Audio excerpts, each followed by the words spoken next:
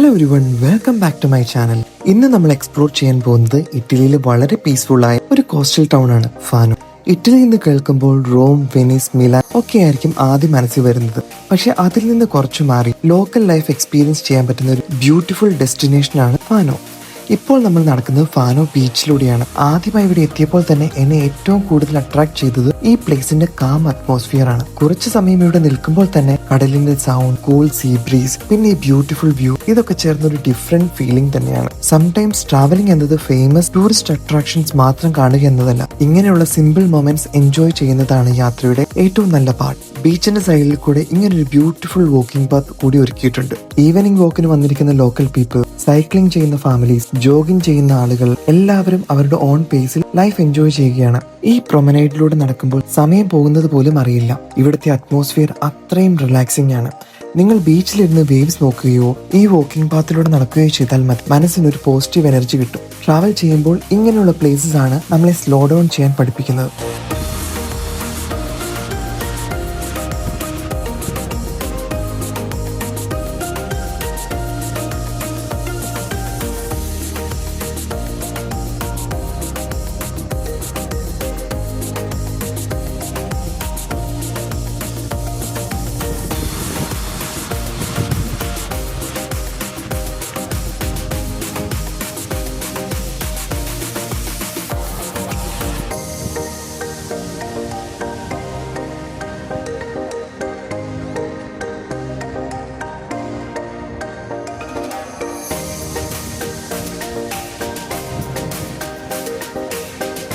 ഇപ്പോൾ നമ്മൾ എത്തിച്ചേർന്നിരിക്കുന്നത് മറീന ദി ചെസറിയിലാണ്. ഫാനോയിലെ ഏറ്റവും ബ്യൂട്ടിഫുൾ സ്പോട്സിലൊന്നാണ് ഈ മറീന. ഇവിടെ കാണുന്ന ബോട്ട്സ്, യാർഡ്സ്, ഫിഷിംഗ് വെസൽസ് എല്ലാം കൂടെ ഈ പ്ലേസിന് ഒരു യുണീക്ക് ചാം നൽകുന്നുണ്ട്.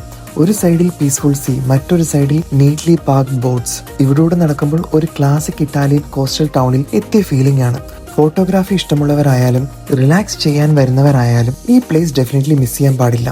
ഫാനോ ഒരുപക്ഷെ ഇറ്റലിയിലെ ഏറ്റവും ഫേമസ് ഡെസ്റ്റിനേഷൻ അല്ലായിരിക്കാം, പക്ഷെ ഇതാണ് ഇതിന്റെ ബ്യൂട്ടി.